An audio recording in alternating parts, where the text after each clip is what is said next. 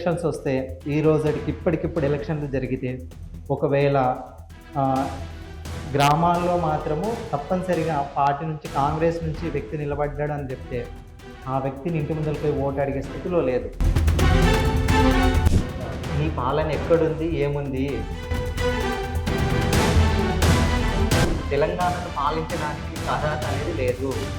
గుర్తుపెట్టుకో ఈ ముఖ్యమంత్రి గారు, తప్పకుండా నీ పతనం అనేది ఈ కోడంగల్ నియోజకవర్గం నుంచి మొదలవుతుంది. దేశ చరిత్రలో ఒక ముఖ్యమంత్రి గారికి ఇంత వ్యతిరేకత రావడం అనేది, ఈరోజు సిరిసిల్ల చేస్తాను, మాకు సిరులు లేకుండా వెలవెలబోతున్నామయ్యా. ఎంతసేపు ఉన్నా సిరిసిల్ల అంటూ సిద్దిపేట అంటూ ఒక మాటలు ఉన్నాయి. నీ ముందల మైకు పెడితే కొంకణాలు తప్పిస్తే కానీ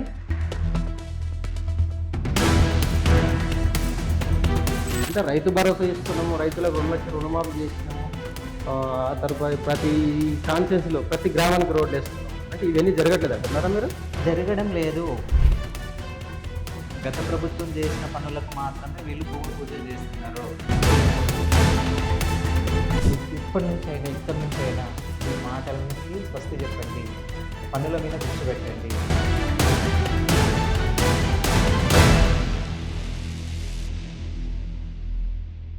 నమస్తే, మీ వెంకటేష్.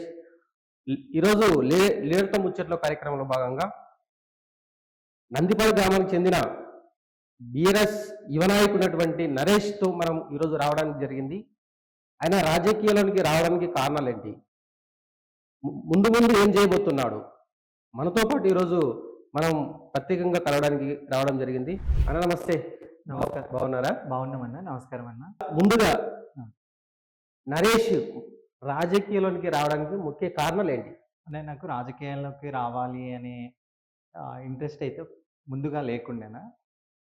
ఏమైందంటే మేము చిన్నగా, నేను 10th క్లాసు ఫస్ట్ ఇయర్ ఉన్నప్పుడు నాకు ఈ సమాజం మీద ప్రేరణ రావడానికి ముఖ్య కారణం లీడ్ ఇండియా.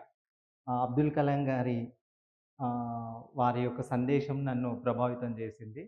ఏంటి అబ్దుల్ కలాం గారిది అంటే, ఆప్ బడావో దేశ్ కా బడావో, అంటే మీ అభివృద్ధి దేశాభివృద్ధి అనే ఒక చిన్న వారిచ్చిన సందేశాన్ని తీసుకొని నేను గ్రామాల్లో నాతో ఉన్న మిత్రులు, నాతో ఉన్న అన్న వాళ్ళతో, తమ్ముళ్ళతో కలిసి చిన్న చిన్న సేవా కార్యక్రమాలు మొదలు పెట్టడం జరిగింది. అమ్మ నాన్న ఇచ్చిన ప్యాకెట్ మనీని దాస్తూ అబ్దుల్ కలాం గారి ఒక స్ఫూర్తి, అబ్దుల్ కలాం గారి నినాదం ఏంటి అని అంటే, నీవు చేస్తూ సమాజానికి నీ వంతుగా ఏదైనా చేయాలనే ఒక చిన్న మాటతోని నేను చిన్న సేవా కార్యక్రమాలు చేస్తూ స్వామి వివేకానంద సేవా సమితి అనే ఒక సంస్థను స్థాపించి గ్రామాల్లో ఉచితంగా ట్యూషన్ చెప్పడము, ఇంకా పేదవాళ్ళకు ఎవరికైనా హాస్పిటల్కి ఫ్రీగా వాళ్ళని తీసుకెళ్ళడము, ఇలా చిన్న కార్యక్రమాలు చేస్తూ సుమారుగా 2009 నుంచి ఈ కార్యక్రమాలు చేస్తూ నేను గ్రామాభివృద్ధిలో నా వంతుగా ఏదన్నా చేయాలి సమాజానికి. నన్ను ఒక క్వశ్చన్ అడిగిండ్రు ఒకరు. ఏమనంటే, మీ తాతగారు తెలుసా అని అన్నారు. తెలియదు అని అన్నా. అంటే అంటే మీ తాతగారు తెలుసా అని అంటే, మనకెంత 1, 2 తరాల వరకు తెలుస్తుంది. ఆ పై తరాలు తెలియదు. కానీ గాంధీ తాత, ఇంకా సుభాష్ చంద్రబోస్, గాంధీజీ, చాచా నెహ్రూ ఇలాంటి వాళ్ళ పేర్లు ఎందుకు తెలుస్తున్నాయంటే, వాళ్ళు సమాజానికి చేసింది కాబట్టి. ఎందుకు అంటే స్ఫూర్తివంతమైన వాళ్ళ స్ఫూర్తివంతంగా వాళ్ళు సమాజానికి చేసిండ్రు కాబట్టి వాళ్ళ పేర్లని తరతరాలుగా గుర్తుపెట్టుకుంటాం. అప్పుడు నాకు కూడా వచ్చింది, మనం కూడా పుట్టినందుకు ఏదన్నా చేయాలి, మన వంతుగా చేయాలి అనే ఒక స్పృహ కలిగి నా వంతుగా ప్రారంభం చేయడం జరిగింది. అదే నేను రాజకీయాల్లోకి రావడానికి స్ఫూర్తి.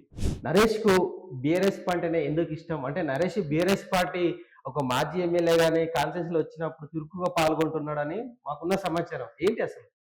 నేను బీఆర్ఎస్ పార్టీ ఎందుకు చూజ్ చేసుకోవాల్సి వచ్చింది, అంతకుముందు కూడా నేను ఇక్కడ గ్రామాభివృద్ధిలో ఫస్ట్ గ్రామాభివృద్ధి పైనే, నాకు పార్టీ కంటే గ్రామాభివృద్ధి అనేది చూసుకున్నాను. నేను ఇప్పుడు ప్రెజెంట్గా ముఖ్యమంత్రి అయినటువంటి గౌరవనీయులు ముఖ్యమంత్రి రేవంత్ రెడ్డి గారి వెనకాల నేను పార్టీలకు అతీతంగా వారితో పనులు తీసుకొని వారితో ఉన్నాను.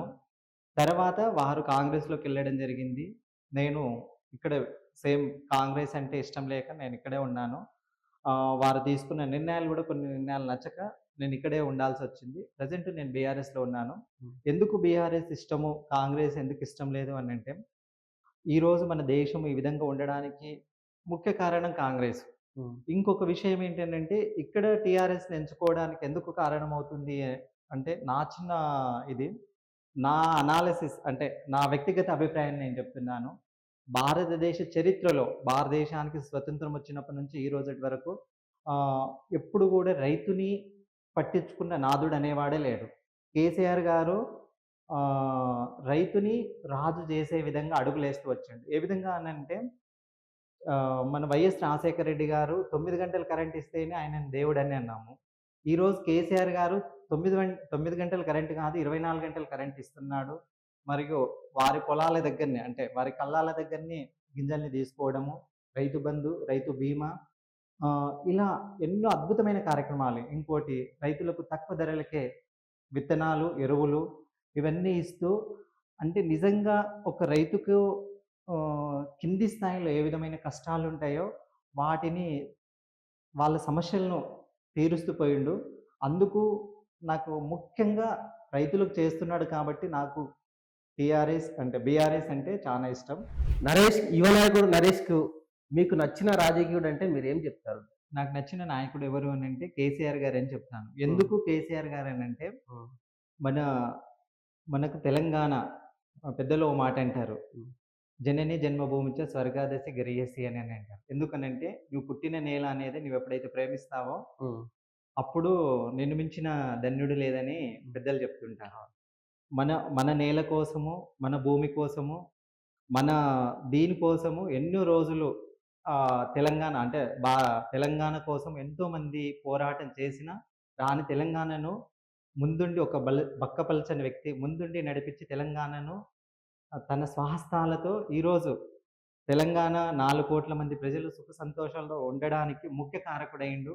ఆయనలో ఉన్న సంకల్ప శక్తి, ఆయనలో ఉన్న ఒక అతీతమైన ఒక శక్తి అది నాకు నచ్చింది. నేను అందుకే కేసీఆర్ గారంటే ఇష్టమని చెప్తాను. మీలో అంటే మీరు గతంలో ఈ గ్రామంలో నందిపాడు గ్రామంలో మాజీ సర్పంచ్‌గా చేశారని మాకున్న సమాచారం. అంటే మీ గ్రామానికి చేసిన అభివృద్ధి ఏంటి? మీలో నచ్చిన క్వాలిటీ ఏంటి?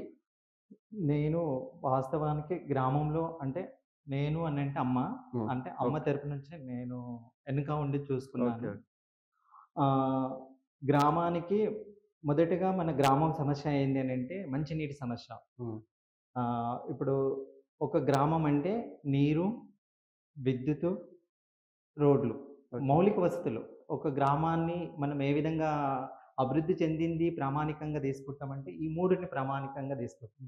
కానీ నందిపాడు అంటేనే పెద్దలో నానుడి ఉంది. హ్మ్. నందిపాడికి పిల్ల నేరాదు, మీరు చెప్పడానికి హ్మ్. గొడ్డు నేరాదని. ఎందుకు అనంటే నందిపాడులో నీటి సమస్య అనేది చాలా తీవ్రంగా ఆ! ఉండేది. ఇక్కడికొచ్చిన అమ్మాయిని నీళ్లు మోసి మోసి హ్మ్. ఇదవుతదనేది. హ్మ్. మీరు చెప్పురికి గొడ్డు నేరాదు ఎందుకంటే అక్కడ చౌడు నేలలుంటాయి. అక్కడ ధూళిలో పోతే అవి లోపలికి దిగబడి బాగా ఇబ్బంది పడతదనేది ఒక ఓకే. నానుడి. హ్మ్. ఇక్కడ నీటి సమస్య అనేది చాలా తీవ్రంగా ఉంది. ఈరోజు ప్రెజెంట్‌గా టీఆర్ఎస్ గాని, మరి మేము వచ్చిన తర్వాత మంచినీటి సమస్య అనేది లేకుండా చేశాము. ఈరోజు హ్మ్. సుమారుగా 85-95% వరకు నీటి సమస్య అంటే అనేది మీ లేదు. అమ్మగారు ఎన్ని దఫాలుగా సర్పంచ్‌గా మొదటిసారి చేశారు. హ్మ్. మొదటిసారి చేశారు. ఇప్పుడు ఆ నీటి సమస్య అనేది ప్రెజెంట్‌గా లేదు. హ్మ్. కరెంటు సమస్య అనేది గూడా నందిపాడులో సుమారుగా 1952లో ఏసిన పోల్స్ మాత్రమే ఉండేవి. అవి గూడా 37 మాత్రమే ఉండేవి. హ్మ్.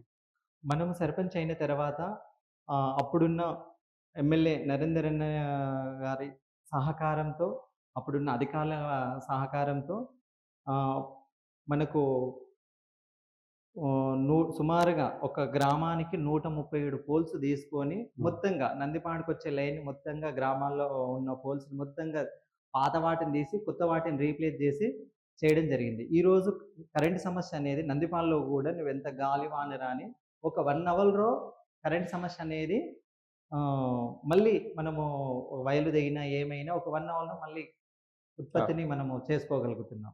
ఎందుకు అనంటే మళ్ళీ ఒక 50 సంవత్సరాల వరకు మళ్ళీ ఎలాంటి సమస్య లేకుండా హ్మ్. గ్రామాల్లో ఎక్కడికి ఏ కాలనీకి ఆ కాలనీకి ఎక్కడికక్కడ మనము కరెంటు ట్రాన్స్‌ఫార్మర్‌లను ఏర్పాటు చేసుకొని, కరెంటుని, నీటిని, ఇంకోటి రోడ్లు. రోడ్లు గూడా ఆహ్, ఒక్కటేసారి సుమారుగా 45,00,000తోనే గ్రామాల్లో రోడ్లివ్వడం జరిగింది. ఇప్పుడు గూడా రోడ్ల సమస్యలు గూడా మాక్సిమం లేదు. ఒక 80% ఏసాము. ఇంకో 20% ఉంటది. ఆ 20% అయిపోతే నందిపాములో సుమారుగా ఇంకా రోడ్ల సమస్య అనేది ఉండదు. ఇగ మన మన దృష్టి దేనిపైన ఉంటుంది అనంటే, ఇంకేం జేయాలి గ్రామానికి అనే వాటిపైన ఉంటుంది. అంటే మీరు గతంలో టీఆర్ఎస్ పార్టీ నుంచి సర్పంచ్‌గా గెలిచారు. 5 సంవత్సరాలు అవకాశం చేశారు. గ్రామానికి అభివృద్ధి చేశారు. ఇప్పుడు ఇప్పుడు ప్రస్తుతం ఉన్న కాంగ్రెస్ ప్రభుత్వం వచ్చింది. అంటే అప్పుడున్న పరిస్థితి ఎలా ఉన్నాయి? ఇప్పుడున్న పరిస్థితి ఎలా ఉంది? హ్మ్. నేనొక విషయం జెప్పాలనుకుంటున్నాను. హ్మ్.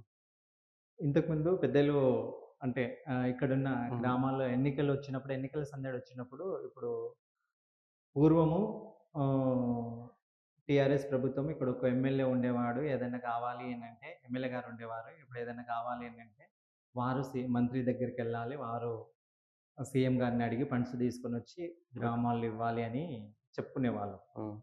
ఆహ్, ఇప్పుడు సీఎం గారు ఈయననే వీరే ఎమ్మెల్యే, వీరే సీఎం అనే ఇదుంది. నరేందర్ అన్న గారు గ్రామానికి ఏ పనులు కావాలని నేను అర్ధరాత్రి ఫోన్ చేసినా, ఏం కావాలన్నా కూడా హ్మ్. ఇమ్మీడియేట్‌లీ తీర్చేవారు. హ్మ్. సుమారుగా నేను చెప్తున్నాను మాక్సిమం ఇప్పుడు నందిపాడు 4 దిక్కుల రోడ్లనేవి అయినాయి. హ్మ్. ఒకటి నేను చెప్తాను. ఒకటి జాజిరావుపల్లి నుంచి నందిపాడు శివాలయం నుంచి హ్మ్. జాజిరావుపల్లి, దూరేపల్లి మెయిన్ రోడ్‌కు ఆ! అది టీఆర్ఎస్ హయాంలోనే అయింది. ఇంకోటి చెల్లాపూర్ టు ఆ! దౌలతాబాద్. ఆ! దౌలతాబాద్ నుంచి నందిపహాడ్. అంటే నందిపహాడే అడిగినాము. హ్మ్. తండాలకెళ్ళింది. ఓకే. లక్కయ్యపల్లికి అది టీఆర్ఎస్ హయాంలోనే జరిగింది. హ్మ్. ఇంకొకటి భక్తిమల్ల నుంచి నందిపహాడ్. హ్మ్. అది టీఆర్ఎస్ హయాంలోనే జరిగింది. ఓకే. ఈ నందిపహాడ్‌ని మనం ఏమనుకున్నామంటే ఒక గ్రామం అభివృద్ధి జరగాలంటే గ్రామం చుట్టూ ఉన్న హ్మ్. రోడ్లన్నీ ఆహ్, ఎప్పుడైతే రోడ్లు జరుగుతాయో, రవాణా సౌకర్యం పెరుగుతుందో అప్పుడు ఆ గ్రామం అనేది భూముల విలువలొస్తాయి. మనం ట్రాన్స్‌పోర్ట్ అనేది గూడా చాలా స్పీడ్‌గా ఉంటే అభివృద్ధి అనేది బాగా జరుగుతుందని మనం అన్నీ యేసుకున్నాం. హ్మ్. ఒక్క పీసీ తండా రోడ్ మాత్రమే మిగులుంది. హ్మ్. అప్పుడు ఈ 4 రోడ్లేసుకోవడానికి మనము ఎమ్మెల్యే గారి సహాయంతోనే తీసుకున్నాము. హ్మ్. ఇప్పుడు మనోళ్ళు ఒక మాట అన్నారు ఎన్నికల్లో. "వడ్డించేటోడు మనోడయినప్పుడు ఏ మూలన కూసున్నా ఒక హ్మ్. ముద్దెక్క పడతదని."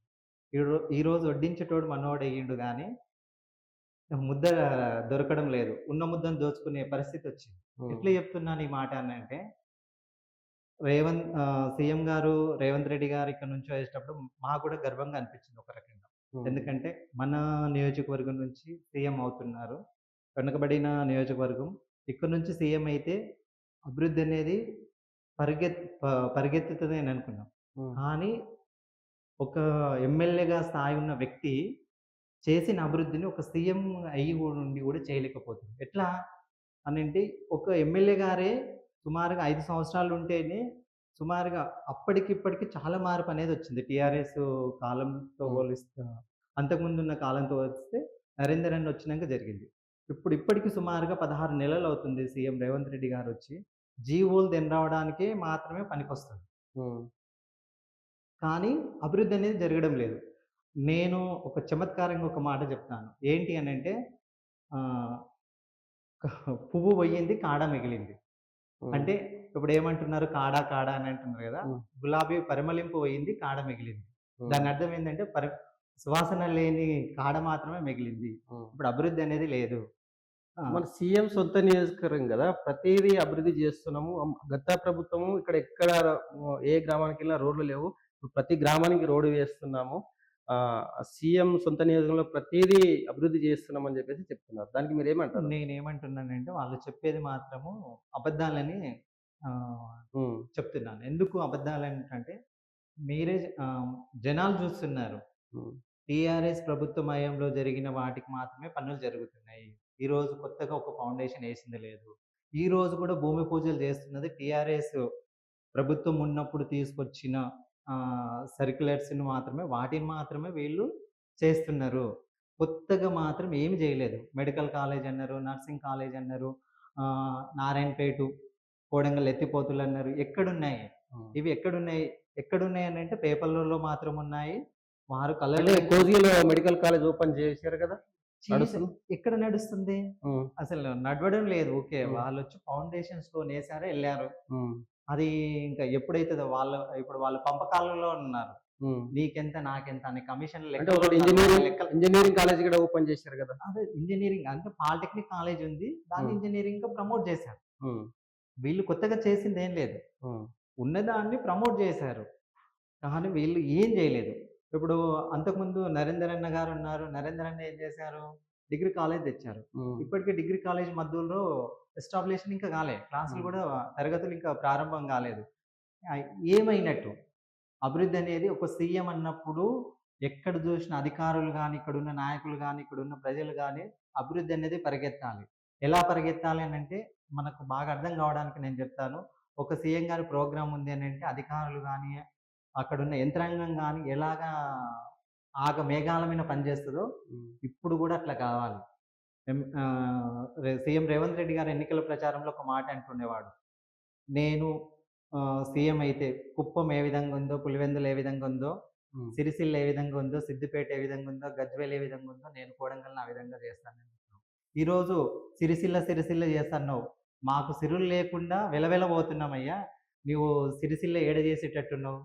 ఎంతసేపున్నా సిరిసిల్ల అంటావు, సిద్దిపేట అంటావు. ఒక మాటలున్నాయి. నీ ముందల మైకు పెడితే పొంకనాలు తప్పిస్తే గాని నీకు ఈడ అభివృద్ధి అనేది ఎక్కడ కూడా జరగడం లేదు. శూన్యము. అంటే రైతు భరోసా ఇస్తున్నాము. రైతులకు 2,00,000 రుణమాఫీ చేసినాము. ఆ తరువాత ప్రతి కాన్స్టిట్యున్సీలో ప్రతి గ్రామానికి రోడ్లేస్తున్నాము. అంటే ఇవన్నీ జరగట్లేదంటున్నారా మీరు? జరగడం లేదు. ఆ! పూర్వము జేసిన గత ప్రభుత్వం జేసిన పనులకు మాత్రమే వీళ్ళు భూమి పూజలు జేస్తున్నారు. గత ప్రభుత్వం చేసిన పనులకు మాత్రమే వీళ్ళు రిబ్బన్ కటింగ్‌లు జేస్తున్నారు. వీళ్ళు ఎక్కడ గూడా చేయడం లేదు. ఒక నిబద్ధతతో, ఒక చిత్తశుద్ధితో వీళ్ళకంటే ఒక ప్రణాళిక లేదు. హ్మ్. ఊకెంతసేపున్నా అవతల వారి పైన రోడెందుకేస్తలేవంటే కేసీఆర్‌ని తిట్టడము. నీళ్ళెందుకిస్తలేవంటే కేసీఆర్‌ని తిట్టడము. కరెంటెందుకిస్తలేవంటే కేసీఆర్‌ని తిట్టడము. హాస్పిటల్‌లో మందులెందుకు లేవనంటే కేసీఆర్‌ని తిట్టడం. నువ్వు తిట్టడానికి పనికొస్తావు తప్పిస్తే గాని పని జేయడానికి పనికిరావు. ఎంతసేపున్నా నీకు మైకుంటే సాలు, టీవీ ఉంటే సాలు. పని మీన ఎక్కడ గూడా ధ్యాస లేదు అని హ్మ్. నా అభిప్రాయం. ఇదంతా ఒక భాగము. మరికొద్ది రోజుల్లో లోకల్ ఎలక్షన్ రాబోతున్నాయి. అంటే లోకల్ ఎలక్షన్‌ల ఎలా ఉండబోతుంది? లోకల్ ఎలక్షన్‌లు అనేవి త్వరలోనే వస్తాయి. అవును. త్వరలో వస్తాయి. త్వరలో వస్తాయి. త్వరలో వస్తాయి. హ్మ్. నాకు తెలిసి త్వరలో వస్తాయా? రావా? అనేది గూడా నాకు గూడా డౌట్‌గానే ఉంది. హ్మ్. ఎందుకు అనంటే ఎప్పుడు గూడా రేవంత్ రెడ్డి గారిని ఈ రోజున్న ప్రెజెంట్ ఉన్న ముఖ్యమంత్రి గారిని ప్రతి విలేకరు అడిగితే, "సార్ లోకల్ ఎలక్షన్‌లు ఎప్పుడు పెడుతున్నారు మీ ప్రభుత్వము" అనంటే, మేము జూన్ 2 కని హ్మ్. స్టార్టింగ్ నుంచి 2023 ఫిబ్రవరి 4లో ఇప్పుడున్న హ్మ్. తాజా మాజీ సర్పంచ్‌ల పదవీ కాలం అనేది ముగిసింది. ముగిస్తే అప్పటినుంచి రేవంత్ సార్‌ని సార్ ఎప్పుడు ఎలక్షన్ పెడతారు? ఎప్పుడు ఎలక్షన్ పెడతారంటే త్వరలో, త్వరలో, త్వరలో, త్వరలో. ఈ త్వరలో ఎట్లా ఉందనంటే ఎనకటికి ఓ స్త్రీ రేపురా అన్నట్టుగా ఉంది. మళ్ళీ రేపు పోతే మళ్ళీ రేపురా అన్నట్టుంది. ఇప్పుడు కూడా ఇది ఎలాగయింది అనంటే రేవంత్ సార్ ప్రభుత్వాన్ని ఎందుకు లేట్‌గా చేస్తున్నారు అని మాకున్న సమాచారం అనంటే వారు ఒక సర్వే చేయించుకున్నారంట. ఆ సర్వే చేయిస్తే పూర్తిగా వారికి వ్యతిరేకంగా ఉంది. వ్యతిరేకంగా ఉన్నందుకు దాన్ని ఇంకా నేను ఇంకో కొత్త పథకాన్ని చేస్తాను. కొత్త పథకాన్ని చెప్తాను. ఇంప్లిమెంటేషన్ చేస్తాను. ఇప్పుడు అనౌన్స్ చేసిన 6 గ్యారంటీలను కూడా ఇంప్లిమెంటేషన్ చేసిన తర్వాత ముందుకెళ్దామని అనుకుంటున్నారు. ఆయన 6 గ్యారంటీలు చేసేటట్టుగా లేదు. 100% లోకల్ ఎలక్షన్‌లు పెట్టేటట్టుగా లేదు. ఇప్పటికే సుమారుగా 16 నెలలు హ్మ్. 16 నెలలు అయిపోతూ వస్తుంది. 2 సంవత్సరాలు అయిపోతుంది. అవును. ఇంక 3 సంవత్సరాలు ఉంటది. కొత్త వాళ్ళు వచ్చి ఏం పని జేస్తారు? వారు గ్రామాన్ని, అక్కడున్న పరిసరాల్ని అర్థం జేసుకోవడానికే వాళ్ళకు సుమారుగా 6 నెలల నుంచి ఒక సంవత్సరం పోతుంది. ఇక్కడ ఏం గావాలి? ఎట్లా జేయాలి? అనే ఆలోచన జేసుకొని, అది సర్దుబాటు చేసుకోని ఎళ్ళడానికే మళ్ళీ ఎలక్షనొస్తది. హ్మ్. అప్పుడు ఏం జేయగలుగుతారు? ఇప్పుడు అవును, ఇప్పటికి గూడా వారికొక చిత్తశుద్ధి అనేది లేదు. లోకల్ ఎలక్షన్స్ వస్తే ఈ రోజుటికి ఇప్పటికిప్పుడు ఎలక్షన్లు జరిగితే ఒకవేళ ఆహ్, గ్రామాల్లో మాత్రము తప్పనిసరిగా పార్టీ నుంచి కాంగ్రెస్ నుంచి వ్యక్తి నిలబడ్డాడు అని జెప్తే, ఆ వ్యక్తిని ఇంటి ముందలకి పోయి ఓటు అడిగే స్థితిలో లేదు. ఆ వ్యక్తి వస్తే గల్లబట్టి లేదా కొట్టే పరిస్థితుల్లో ఇక్కడున్న ప్రజలు అంటే హ్మ్. ఆహ్, గ్రౌండ్ స్థాయిలో ఆ విధంగా ఉంది. నేను ఎందుకు జెప్తున్నానంటే ప్రతిసారి నేను ఎక్కడికెళ్ళినా బస్‌లో ఉన్నా గానీ, ఇంకెక్కడనో మార్కెట్‌లో కలిసినా గానీ, ఎవరిని కలిసినా చాయ్ దుకాణం కాడ గానీ ఏదైనా ఏమైంది? ఎట్లా చేద్దాము? నెక్స్ట్ సర్పంచ్ ఎలక్షన్‌లు గాని, ఎంపీటీసీ గాని, జడ్పీటీసీ గాని వస్తున్నాయి. ఎట్లా అనంటే, వాళ్ళ నుంచి వచ్చే మొదటి మాట ఇది. రుణమాఫీ చేస్తా అన్నాడు. రుణమాఫీ ఏది? రైతు బంధు అన్నాడు. రైతు బంధు ఇప్పటికి 4 దఫాలు లేవు. అవెక్కడ పోయినాయి? హ్మ్. మహిళలకు మహాలక్ష్మి కింద అంటే 2500 ఈ నెల లాస్ట్ వరకు రైతు బంధు వేస్తున్నాడు కదా ఆల్రెడీ. అవునవును. రైతు బంధు ఎట్లా అందరికి క్లియర్ ఎట్లా చేస్తామంటున్నాడు. మార్చి 31 అన్నాడు. హ్మ్. ఈ మార్చి 31 అనేది గూడా ఇప్పటివరకు నేను 4 ఎకరాలేసినానేమో ఉత్తమ్ సార్ అంటాడు. కాదు 3 ఎకరాలేసినామని తుమ్మల నాగేశ్వరరావు సార్ అంటారు. లేదు మొత్తం ఏసినామని రేవంత్ సార్ అంటారు. హ్మ్. ఈ ముగ్గురు సారోళ్ళో ఎవరి మాటలు నిజం అనుకోవాలో తెలుస్తలేదు. ఇప్పుడు హ్మ్. సారోళ్ళని నమ్ముదామా? మామూలు కింది స్థాయి జనాలని నమ్ముదామా? ఇప్పటికి 3 ఎకరాలు గూడా 100% ఇప్పటికి పడలేదు. ఇంకా పడతా ఉన్నాయి. రాత్రి గూడా 3 ఎకరాల 11 గుంటల వాళ్ళకి పడ్డాయి. హ్మ్. అంటే ఇంకా పడుతూనే ఉన్నాయి. ఇది నిరంతర ప్రక్రియలాగా ఇప్పుడు నేను చిన్నగున్నప్పటి నుంచి కూడా పోలవరం కడతారు, పోలవరం కడతాం, పోలవరం ప్రాజెక్ట్ ఎట్లింటున్నాం. ఇప్పుడు రైతు బంధుది కూడా ఈ హ్మ్. 5 ఏళ్ళు ఇనుకుంటూ పోవాల్సిన పరిస్థితే ఉంది. ఈళ్ళకు చేత గాదు, చెయ్యరు, కాదు. అంటే గత ప్రభుత్వము ఎన్నో అప్పులు చేసింది. ఆ అప్పులు వడ్డీలు కట్టడానికే సరిపోతుందని చెప్పేసి మేము మొన్న అవసరంలో మాట్లాడినాం. హ్మ్. ముఖ్యమంత్రి గారు గత ప్రభుత్వం చేసిందని చెప్తున్నాడు గదా! మరి గత ప్రభుత్వం అప్పులు చేసిందన్నప్పుడు నీవే చెప్పావు. 7,00,000,00,00,000 అని చెప్పావు. 7,00,000,00,000 అప్పులు చేసినప్పుడు ఈ పథకాలు ప్రకటించేటప్పుడు ఆలోచన చిత్తశుద్ధి లేదా? అంటే హ్మ్. జనాలను మోసం చేయడానికి మాత్రమే చెప్పావా? చేస్తున్నాం కదా! ఆల్రెడీ మహాలక్ష్మి ఇచ్చాము, గ్యాస్ ఇచ్చాము, కరెంట్ బిల్ ఇస్తున్నామని చెప్తున్నారు కదా! బట్ గ్యాస్ ఇచ్చ హ్మ్. గ్యాస్ అనేది మాత్రం అది గ్యాస్ మాట. హ్మ్. కరెంటు బిల్ అనేది గూడా ఇప్పటికి గూడా నంది పాడితే చెప్తాను నేను. హ్మ్. సుమారుగా ఇక్కడ 350-400 కలెక్షన్‌లుంటాయి. ఇంకా ఇప్పటికి 90% అయింది. ఇంకా 10% కాలేదు కదా! హ్మ్. 100% కావాలి గదా! అంటే నేను మన గ్రామందే అవును. జెప్తున్నాను. ఇంకా ఇతర గ్రామాలది గూడా ఎక్కడ గూడా గాలేదు. ఇప్పటికి గూడా నా ఫోన్‌లో మెసేజ్‌లొస్తున్నాయి. హ్మ్. ఇంకా ఇంకా బిల్లులు 2000, 3000, 4000 హ్మ్. ఇట్లా వస్తా ఉన్నాయి. అంటే ఏది గూడా ఒక్క పథకం గూడా 100% పూర్తిగా అయినట్టు గూడా ఎక్కడ గూడా లేదు. ఇప్పుడు వాళ్ళు జెప్తున్నారు. మేము మహిళలకు ఉచితంగా బస్ ప్రయాణం బెట్టాము. అది 100% జరుగుతుంది. అది గూడా 100% కాలేదు. ఎలా కాలేదు అనంటే ఇంతకుముందు నేను కోస్గి మహబూబ్ నగర్ ఒక 50 బస్సులు నడిసేటివి అని అనుకుందాం. ఎగ్జాంపుల్ నేను. హ్మ్. ఒక 10 ఆ 50 బస్సులలో ఈరోజు 50 బస్సులు నడవడం లేదు. హ్మ్. వాటిని సర్వీస్‌లో తగ్గించేశారు బస్సుల్ని. వాటి సంఖ్య తగ్గింది. అది ఎంతకు పోయింది? 30కి 25కి పోయింది.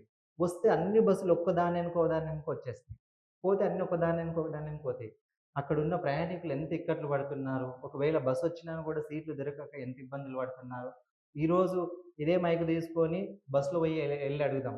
సార్ మహిళల్ని అడుగుదాం. అమ్మ ఇది ఫ్రీ బస్ పెట్టారు గదా! దీనివల్ల మీకేదైనా లాభం ఉందనంటే, మైకు ముందల పెట్టంగానే బూతులు తిడుతున్నారు. నిజానికి ఏమాత్రం చిత్తశుద్ధిన్నా అంటే వాళ్ళు ఫ్రీగా ప్రయాణిస్తున్నారు గదా! ఎందుకు ప్రయాణం తిట్టాల్సొస్తుంది? అనేది ఫ్రీగుందేమో గానీ ఎన్ని ఇబ్బందులు పడుతున్నారు. హ్మ్. ఎవరికైనా ఆత్మాభిమానం అనేది ఉంటది. అంటే గతంలో ఎన్నో ఇప్పుడు ఒక టెంపుల్‌కెళ్ళాలంటే ఎంతో ఖర్చు పెట్టుకోవాల్సింది. ఫ్రీగెళ్ళి టెంపుల్‌కు అక్కడే ఎళ్లి దర్శనాలు ఆహ్, క చేసుకుంటున్నారు. అన్నగారు ఇప్పుడు మీరొచ్చారు. హ్మ్. "అన్న నమస్కారం అన్న బాగున్నారా?" అనంటే మీకు అదే 10,000 హ్మ్. అంటే మిమ్మల్ని నేను గౌరవించినోళ్ళని అవుతాను. నేను మిమ్మల్ని మీరొచ్చినప్పుడు గూడా కుర్చేయకుండా, మాట్లాడకుండా ఉంటే మీరు కొంచెం దాన్ని అవమానంగా ఫీల్ అయితారు. ఇంతకుముందు మనం బస్‌లోనే మనం ఒకటి రాసుకున్నాం. స్త్రీలని గౌరవించడం మన అవును. సాంప్రదాయం అని. ఈరోజు అదే స్త్రీలకు సీట్లు లేకుండా నిల్చోబెడుతున్నాం. హ్మ్. వారికెక్కడ గౌరవాన్ని ఇచ్చినట్టుగా? ఒక్కసారి ఇదే సీఎం రేవంత్ రెడ్డి గారు గుండెల మీద చేతులేసుకొని ఆలోచన జేయాలి. తన నియోజకవర్గంలోనే నేను గొప్పలు చెప్తున్నాడు గదా! నేను భూమి ఇప్పించి బస్ డిపోని ఓపెన్ చేపించినని. అదే బస్ డిపోలో కోస్గి బస్ డిపోలో పట్టుమని 10 బస్సులు లేవు. నీ పాలన ఎక్కడుంది? ఏముంది? ఇంట్లో గెలిచి రచ్చ గెలవాలన్నారు. నువ్వు ఇంట్లోనే ఓడిపోయినావు. నువ్వు తెలంగాణను పాలించడానికి నీకు అర్హత అనేది లేదు. అంటే కొడంగల్‌కి ఫ్యాక్టరీలు తెస్తాము. యువతకు ఉపాధి కల్పిస్తున్నాము. కానీ కావాలని బీఆర్ఎస్ అడ్డుకుంటున్నారు ఈ ఫ్యాక్టరీలని జెప్పేసి ఒక వాదన వినిపించారు. ఆ! దాని మీద నే మీరేమంటారు? నేనొక విషయాన్ని చెప్పదలుచుకున్నానేంటంటే, నువ్వు ఎలాంటి ఫ్యాక్టరీలు తీసుకురావాలి? హ్మ్. ఇక్కడున్న యువతకు ఇక్కడ డిగ్రీలు, పీజీలు, బీటెక్‌లు ఇవి చేసిన యువతకు అవును. నువ్వెలాంటి ఫ్యాక్టరీలు తీసుకురావాలి అనంటే, ఆహ్, వేరేగా తీసుకురావాలి. నువ్వు తీసుకొస్తున్నదేంటి? ఫార్మా కంపెనీలు తీసుకొచ్చు. ఫార్మా కంపెనీల వల్ల ఎలాంటి పొల్యూషన్ అవుతది? తమరే కదా ఎన్నికల ప్రచారంలో ఫార్మా కంపెనీల వల్ల విషము అక్కడున్న గాలి విషమవుతుంది, నీరు విషమవుతుంది, భూమి విషమవుతుందని చెప్పారు. హ్మ్. కానీ ప్రెజెంట్ మీరు చేస్తున్నదేంది? అంటే ఇది ఫార్మా కంపెనీ యువత కోసమా? నీ కుటుంబం కోసమా? నీ అల్లుడి కోసమో, మీ తమ్ముడి కోసమో, మీ అన్న కోసమా? ఇది ఎవరి కోసము? నిజంగా నీకంత చిత్తశుద్ధి ఉంటే, నీకంత ఇక్కడున్న కోడంగల్ల ప్రజల మీద అంత ఇది ఉంటే, నువ్వు ఎన్నికల ప్రచారంలో ఏమన్నావు? నా చర్మాన్ని వలిసి చెప్పులు కుట్టినా గూడా కోడంగల్ రుణాన్ని తీర్చుకోలేను నేను. మరి అలాంటి రుణాన్ని తీర్చుకోలేనని ప్రజల మీద విషాన్ని ప్రయోగిస్తావా? అంటే ఫార్మా కంపెనీలు విషాన్ని జమ్ముతాయని మీకు గూడా తెలుసు కదా! ఇక్కడున్న రైతులు ఎందుకు అంత వ్యతిరేకంగా వచ్చింది అనంటే, ఇక్కడున్న రైతులు ఇప్పుడు పోలేపల్లి, అక్కెంపేటు, లగచర్ల ఇంకా 2 తండాలున్నాయి గదా! ఆ రైతులు పోలేపల్లి సెజ్జుకెళ్ళి అడిగారు, జీడిమెట్లెళ్ళి అడిగారు. అక్కడెళ్ళి అడిగితే అక్కడున్న రైతులని అంటే పూర్వం ఇచ్చిన రైతులను భూమి ఇవ్వడం వల్ల ఏంటి ఏమన్నా లాభాలున్నాయని అడిగితే వాళ్ళొకటే మాట చెప్పారు. అమ్మ మేము ఈ భూమి ఇవ్వడం వల్ల ఈరోజు మేము బోరేస్తే, బోర్‌లో నీళ్లు నల్లగా రావడము, ఎర్రగా రావడము, ఆ నీళ్లు మా పశువులు తాగలేకపోతున్నాయి, మేము తాగలేకపోతున్నాం. ఒకవేళ అవే నీళ్ళని కొంచెం ఫిల్టర్ చేసుకొనో, ఇంకో వేరే నీళ్ళు తాగుతుంటే మ పుట్టే పిల్లవాడు వికలత్వంతో పుడుతున్నాడు. ఒకవేళ నాకు ఇద్దరు కొడుకులున్నారు. ఒక కొడుకుకి పెళ్లి చేసి ఇప్పటికి 15, 16 సంవత్సరాలవుతుంది. ఇప్పటికి పిల్లలవుతలేరు. ఎందుకు పిల్లలవుతలేరనంటే, నా కొడుకు లోపల ఇక్కడున్న గాలిని, అదే నీటిని, అదే భూమిలో పండిన పంటని తినడం వల్ల పిల్లలవుతలేరని డాక్టర్లు గారు రిపోర్ట్స్ ఇస్తున్నారు. దానికి భయపడి వాళ్ళొద్దని చెప్పిండ్రు. కానీ ఈ మన ముఖ్యమంత్రి గారు ఏమని చెప్పారు? టీఆర్ఎస్ వోళ్ళు చేయనిస్తలేరంటారు. నీకు ఏమాత్రము మానము, మర్యాద ఇదుంది అనంటే ఆ మాటని మళ్ళొక్కసారి అనవు. నీవు ఎన్నికల ప్రచారంలో నీవేమన్నావు? విషం అని చెప్పినోడివి ఈరోజు అది విషం అమృతంగా మారుతుందా? ఈరోజు ఇక్కడున్న నీకు ఏమాత్రం కోడంగల్లు నియోజకవర్గం మీద ఏమాత్రం చిత్తశుద్ధి ఉంటే వేరే కంపెనీలను తీసుకురా. ఐటీ కంపెనీలని తీసుకురా. సిరిసిల్ల అని ఎగ్జాంపుల్ చెప్తావు గదా! సిరిసిల్లలో ఐటీ టవర్ అయింది. సిద్దిపేటలో ఐటీ టవర్ అయింది. ఇక్కడికి ఐటీ టవర్ తీసుకురా. అప్పుడు నీకు పాలాభిషేకాలు చేస్తాము.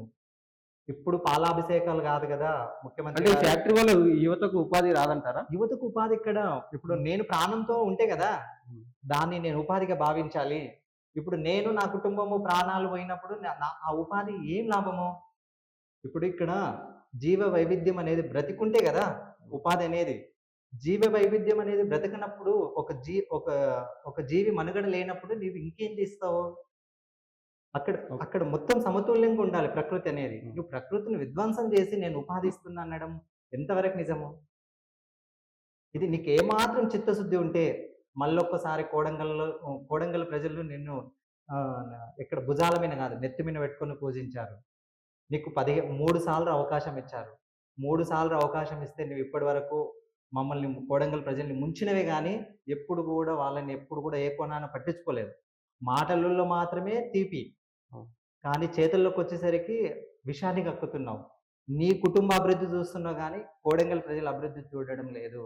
గుర్తుపెట్టుకో ఈ ముఖ్యమంత్రి గారు. తప్పకుండా నీ పతనం అనేది ఈ కోడంగల్ నియోజకవర్గం నుంచి మొదలవుతుంది. తెలంగాణలో కోడంగల్ నుంచి నీ పతనం ఇక్కడి నుంచి పునాది రాయి పడ్డది ఆల్రెడీ. లగచర్ల ప్రజల నుంచి ఆ తిరుగుబాటు, అక్కడ రైతుల నుంచి తిరుగుబాటు మొదలైంది. నీ పతనం అనేది ఇదే నీ పతనానికి నాంది. లోకల్ విషయంలో కాంగ్రెస్ పార్టీకి ఏం ఉండదంటారు? ఇది సీఎం నియోజకవర్గం కాబట్టి. తప్పకుండా ఉండదనే చెప్తాను. ఎందుకు అనంటే, హ్మ్. వారిచ్చిన 6 గ్యారంటీల్లో ఏ ఒక్కటి అమలు కాలేదు కాబట్టి, ఆహ్, దేశ చరిత్రలో ఒక ముఖ్యమంత్రి గారికి ఇంత వ్యతిరేకత రావడం అనేది ఇదే మొదటిసారి. ఒక ముఖ్యమంత్రి ఏ విధంగా పాలన చేయరాదు అనేది ఎగ్జాంపుల్ మన ప్రెజెంట్ ఉన్న మన కోడంగల్‌లో నియోజకవర్గ ముఖ్యమంత్రి అయిన రేవంత్ అన్నని చూస్తే సరిపోతుంది. ఎందుకనంటే 100% చెప్తున్నాను. ఈరోజు ప్రెజెంట్‌గా ఈ రోజున్న సిట్యుయేషన్ చూస్తే వారికి 80, 90% వ్యతిరేకతనే ఉంది. ఒకవేళ కాంగ్రెస్ పార్టీ నుంచి మేము నిలబడ్డాము, కాంగ్రెస్ అభ్యర్థి అని పోతే తప్పకుండా అభ్యర్థులు జనాలు వ్యతిరేకించే దాంట్లో ఉన్నారు. వారనుకున్నంతగా కాదు. ఈరోజు ధనాన్ని పెట్టని మద్యానికి గూడా తీసుకొని కాంగ్రెస్‌ని ఓడగొట్టడంలో ఓకే. ఉంటారు. రైట్. పరిస్థితులైతే ఇలా ఉన్నాయి. ఇప్పుడు మనకు సీఎం గారికి ఈ కొడంగల్ ప్రజల తరపున మీరు చెప్పాలంటే ఏం చెప్తారు? మన తాలూకా తరపు నుండి ముఖ్యమంత్రి గారికి నేను చెప్పదలుచుకున్నది ఏందంటే, నిజంగా మీరు ఎన్నికల ప్రచారంలో మాటిమాటికి కుప్పం చేస్తా, పులివెందులు చేస్తా, సిద్దిపేట చేస్తా, సిరిసిల్ల చేస్తా, గజ్వేల్ చేస్తా అని చెప్పారు కదా! గజ్వేల్ గాని, సిరిసిల్ల గాని, సిద్దిపేట గాని మీరు చూసుంటారు. కానీ ఎక్కువ శాతం అంటే కొందరు చూసుంటారు. ఇంకా చూడని జనాలున్నారు. ఆ చూడని పరిస్థితినేందో మీరిక్కడ చూసి అభివృద్ధి అంటే ఎలాగుంటదో, ఇలా ఉంటదని చూయించేటట్టుగా మీరు చేయండి. మీకొక ప్రణాళిక అనేది ఉండాలి. రోడ్లు, హ్మ్. కరెంటు సమస్య గానీ, నీళ్ళ సమస్య గానీ, వీటితో పాటు సుందరీకరణ. అక్కడున్న మౌలిక వసతులు. ఇక్కడ మన కొడంగల్ తాలూకా అంటేనే బార్డర్‌గుంటుంది. ఇక్కడ పరిస్థితులు చాలా విభిన్నంగా ఉంటాయి. ఇటు కర్ణాటక, ఇటు తెలంగాణ ఇంక మిక్స్‌డ్‌గా ఉంటుంది. ఈ పరిస్థితులను ఆహ్, వీటికి అనుగుణంగా మీరొక ప్రణాళికను సిద్ధంగా జేసుకోండి. ఎప్పుడు గూడా మైకులు దొరికితే తిట్టడము, ఎదుటి వాళ్ళని విమర్శించడానికే మీ కాలయాపన జరుగుతుంది ముఖ్యమంత్రి గారు. అది గాకుండా నిజంగా ఈ కోడంగల్ ప్రజలకు నువ్వేదన్నా చెయ్యదలుచుకుంటే ఒక ప్రణాళికబద్ధంగా విద్యని, వైద్యాన్ని ఈరోజు ఎలాగుంది పరిస్థితులు అనంటే హాస్పిటల్‌లలో కనీసం ఐరన్ టాబ్లెట్లు దొరకని సిట్యుయేషన్‌లో ఉంది. కనీసం ఇక్కడున్న ఒక డాక్టర్లు ముఖ్యమంత్రి గారి నియోజకవర్గము డాక్టర్లు గూడా సరిగ్గా అందుబాటులో లేని పరిస్థితిలో ఉంది. దయచేసి ఇక్కడున్న విద్యా వ్యవస్థని, వైద్యాన్ని, రోడ్ వ్యవస్థని, పారిశుద్ధ్య వ్యవస్థని, మంచినీటి సౌకర్యాన్ని, విద్యా రంగాన్ని, విద్యుత్ రంగాన్ని గూడా నువ్వు అన్ని విధాలుగా అభివృద్ధి చెందేటట్టు చూడండి. మొన్న ట్రాన్స్‌ఫరాలిచ్చారు.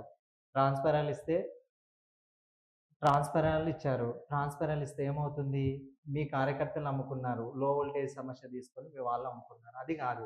నిజంగా ఇక్కడ పరిస్థితులు కింది స్థాయిలో ఏం జరుగుతుంది? ఎట్లా జరుగుతుంది? ఏమవుతుందనేది క్షుణ్ణంగా పరిశీలించండి. పరిశీలించి అక్కడున్న ఒక్కొక్క గ్రామానికి ఒక్కొక్క విధమైన ఇదుంటుంది. మీరు ఒక్కొక్క మండల వారీగా తీసుకుంటారా? లేకపోతే గ్రామాల వారీగా తీసుకుంటారా? నియోజకవర్గాల వారీగా తీసుకుంటారా? అన్ని విధాలు. వీటిని మౌలికంగా బలోపేతం చేయాలి. అప్పుడు మేము గర్విస్తాము. మా ముఖ్యమంత్రి అయినందుకు ఈరోజు ఇదైంది. నిజంగా వడ్డించేటోడు మనోడైనప్పుడు మనకొక ముద్దెక్కువొస్తుందనేది మేము దాన్ని అక్షరాల అప్పుడు నమ్ముతాం. ఇప్పుడు చెప్పితే మాకు హాస్యాస్పదంగా ఉంది. నీ మాటలు, నీ వ్యవహార శైలి ఎన్నడూ లేని విధంగా చంద్రవంచలో వచ్చి ఒక సీఎం స్థాయిలో వచ్చి ఒక మీటింగ్ పెట్టావు రైతు భరోసా. తాలూకాలో ఉన్న అన్ని గ్రామాల్లో ఎక్కడ ఏ ఒక్క గ్రామానికి 100% పడలేదు. ఇక్కడి నుంచైనా మీ మాటలకి స్వస్తి చెప్పండి. పనుల మీద దృష్టి పెట్టండి. మీకు ఏమాత్రం చిత్తశుద్ధి ఉంటే, ఏమాత్రము ఇంకిత జ్ఞానం ఉంటే, ఈ రోజు నుంచి కోడంగల్ ప్రజలని ఎందుకనంటే వీళ్ళని కాళ్ళు కడిగి నెత్తి మీద చల్లుకున్నా గూడా నీకు ఇంకా వీళ్ళ రుణాన్ని తీర్చుకోలేవు. ఇంకా తక్కువనే. దయచేసి చెప్తున్నాను. రైలు ఫోటోలేసుకోవడము, ప్రాజెక్ట్‌లు ఫోటోలేసుకోవడము, ఈ ఫోటోలేసుకోవడం మాను. పనులు చేయడం మొదలుపెట్టు అని నా విన్నపం. ఇదంతా ఒక ఎత్తైతే గ్రామ స్థాయిలో కావచ్చు, ఈ మండల స్థాయిలో కావచ్చు. లీడర్ల నాయకత్వం ఎలా ఉంది మీ దృష్టిలో? గ్రామ స్థాయిలో గాని, మండల స్థాయిలో గాని నాయకత్వము ఇప్పుడు ప్రెజెంట్ ఉన్న ఎలా ఉంది అనంటే వాళ్ళది వాళ్ళు సదురుకోవడంలోనే బిజీగా ఉన్నారు. మామూలు జనాలని ఇక్కడున్న ఆ రోజు ఎన్నికల్లో పనిచేసిన ప్రజల్ని ఎవరు పట్టించుకునే స్థితిలో లేరని నా అభిప్రాయం. చివరిగా 2 క్వెషన్‌లు అడుగుతాను మీకు. ప్రజలకు మీరేం చెప్పాలనుకుంటున్నారు? ప్రజలకు ఇప్పుడు అందరూ అనుకుంటాము. ఇప్పుడు ఏదైనా సరే ఒక్క చేత్తోని చప్పుడనేది రాదు. 2 చేతులు కలవాలి. కలవాలనంటే మనం అధికార యంత్రాంగము, రాజకీయ నాయకులు అనేది కాకుండా మన భాగస్వామ్యం కూడా ఉండాలి. ఒక గ్రామం అభివృద్ధి చెందాలన్నా, మండలం అభివృద్ధి చెందాలన్నా, దేశం అభివృద్ధి చెందాలన్నా ఇరువురి భాగస్వామ్యం ఉంటేనే ఏదైనా సరే అది విజయమవుతుంది, అభివృద్ధి అవుతుంది. ప్రజలకు గూడా నేను ముందుగా చెప్పిన అబ్దుల్ కలాం సార్ చెప్పిన మాటనే నీ అభివృద్ధి దేశాభివృద్ధి. నీ సహకారం గావాలి. నాకు కరెంట్ వస్తలేదు, వాటర్ వస్తలేదు అనంటే మనం గూడా ఎంతవరకు కరెక్ట్‌గా ఉన్నాం, మనం దేశాభివృద్ధిలో మనం ఏ విధంగా భాగస్వామ్యం అవుతున్నాం అనేది ఆలోచన జేయాలి. తప్పనిసరిగా మన భాగస్వామ్యం గూడా ఉండాలి. మన భాగస్వామ్యం ఉంటేనే మనం ఎగ్జాంపుల్ చెప్తాము. ఒక జపాన్‌లో ఆ దేశం అంత నీట్‌గా, అంత స్పీడ్‌గా అభివృద్ధి జరిగింది. రెండో ప్రపంచ యుద్ధంలో అణుబాంబులేస్తే కూడా నాశనం అయిపోయిన దేశం. ఈరోజు ఇంత ఆహ్, అభివృద్ధి చెందిన దేశాల్లో అదొక దేశం. టాప్ 5లో. హ్మ్. అక్కడ అక్కడున్న విద్యార్థి చిన్న పిల్లోడి నుంచి 90 ఏళ్ల ముసలోడి దాకా ఏ విధంగా ఉంటదంటే, నా నా దేశం కోసం నేను పని చేస్తున్నాను అనే స్పృహ వాళ్ళలోనే ఉంటుంది. ఇక్కడ గూడా మనం గూడా నా దేశం అభివృద్ధి చెందాలనంటే నేను ఈరోజు ఒక అరటిపండు తిని అరటిపండు తొక్క నేను రోడ్డు మీద ఏస్తున్నానంటే, నేను రోడ్డు మీద ఏస్తున్నానని అనుకోవద్దు. అవును. నా ఇల్లు క్లీన్‌గుంటే చాలు నేను రోడ్డు మీద ఏస్తున్నా. రోడ్డు నాకేంటి సంబంధం అనుకుంటే కాదు. అందుకే మనం ఒక సిస్టమ్ అనేది ఉంది గదా! మనం దాన్ని తప్పనిసరిగా ఫాలో అయితే నా దేశంకి నా వంతుగా బార్డర్‌లో నిలబడి గన్ను పట్టుకొని దేశం కోసం నిజంగా ఒక సోల్జర్ ఏ విధంగా అయితే దేశాన్ని రక్షిస్తున్నాడో, ఇక్కడ కూడా మనం ఇళ్లలో ఉండి మన సక్రమంగా అంటే మనకుండాల్సిన విధులు, నిర్వహణ ఉంటుందో, ఇది సక్రమంగా చేస్తే నీవు కూడా గన్ను పట్టుకొని బార్డర్‌లో నిలబడిన సైనికుడితో సమానం అని నేను ఓకే. చెప్పదలుచుకున్న విషయం. లీడర్ అంటే ఆ! ఒక యువ నాయకుడిగా నరేష్ ఏం చెప్తాడు? నేను ఇదివరకు గూడా చెప్పాను. మళ్ళీ ఇప్పుడు చెప్తున్నాను. నిజంగా హ్మ్. నాయకుడనేవాడు ఒక నాయకుడు గావాలనంటే సేవకుడైతేనే నాయకుడు. హ్మ్. ఫస్ట్ నీలోన ఆ స్పృహ అనేది ఉండాలి. ప్రజలకి ఏ కష్టమొచ్చినా నాకు, నా కుటుంబానికి వచ్చింది, లేదా నాకే వచ్చిందనే స్పృహ ఎప్పుడైతే వస్తుందో, హ్మ్. తప్పనిసరిగా అప్పుడు నాయకుడు అనేవాడు అంటే ఒక నాయకునిగా మనకు ఎదిగే అవకాశాలనేవి సమృద్ధిగా ఉంటాయి. ఇంకోటి సఖ్యత అనేది ఉండాలి.